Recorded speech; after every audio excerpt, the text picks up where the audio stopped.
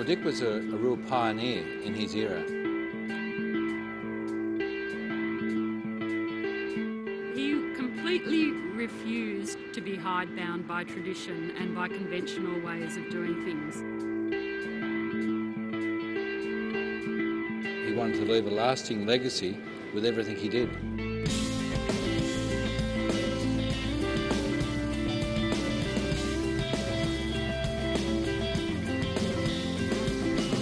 The first thing you say about Dick is that he had great presence. I mean, he was a good-looking guy, quite tall. The ladies in the audience were very interested in Duss's AGM speech. But he could walk into any room and without even opening his mouth, I mean, he would command, you know, the attention of the room.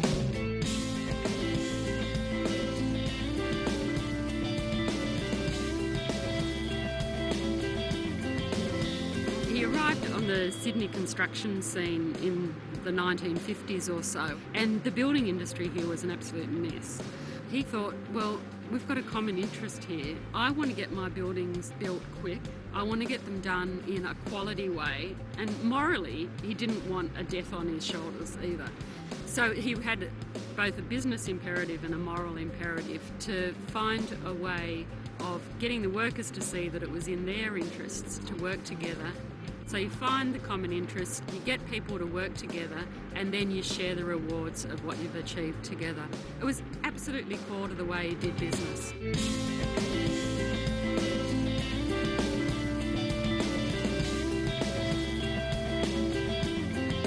His philosophy in life was to be farsighted, and he constantly gave the example of if you're out in the rowing boat and you're sitting on the seat down at the boat level, you can't see very far. But if you stand on a ladder in the rowing boat, you can basically see over the horizon. I think when Dick talked about higher goals, he was really talking about trading off the differences between short and long-term benefits. And if you look over the horizon when you're doing things and making plans and putting plans in place, then usually the short-term takes care of itself.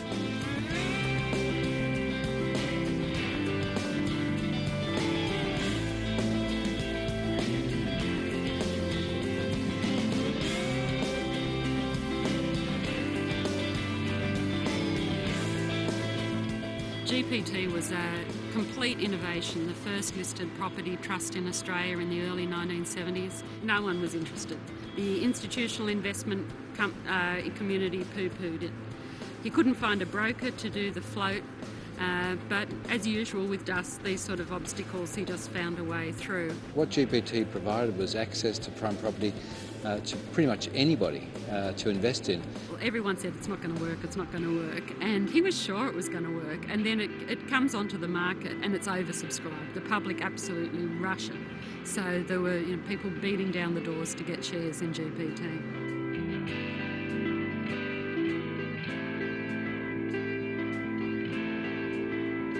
He believed that teams, in the main, where you got more than one brain, were the best way to try and find a better solution. The concept of pulling things apart and putting them back together again, making sure that they work the right way. The PCG emerged as a result of having teams to work on particular projects and look to find better solutions. So this was a completely new way of doing business again.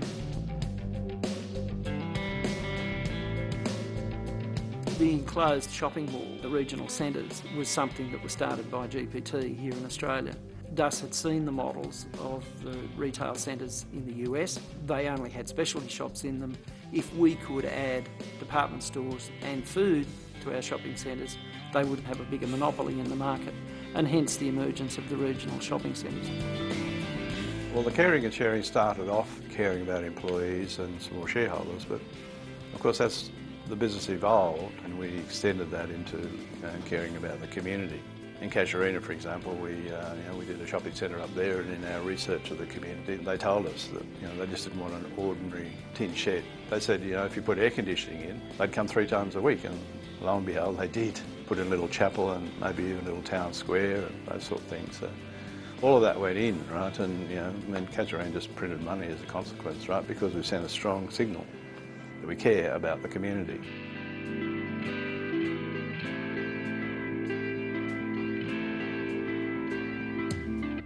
I've seen him go 360 degrees several times in arriving at a best solution. He had no hesitation in changing a view from black to white and from white back to black again.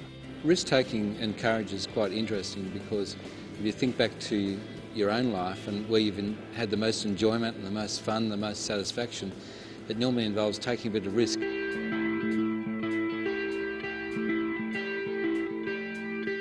Sadler was talking to me about Duss's longer-term view, and he said, you know, Australia Square was an extraordinary concept in the 1960s, 1970s. Every other developer wanted to get a block of land and just completely concrete it out.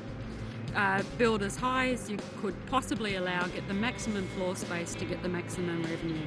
Duss wasn't interested in that. He was interested in urban design and giving the public some space to use. Australia Square was the first building in Sydney that is not built to the boundaries. From that day forward, the councils actually insisted on public space being provided in developments. That set the standard once again.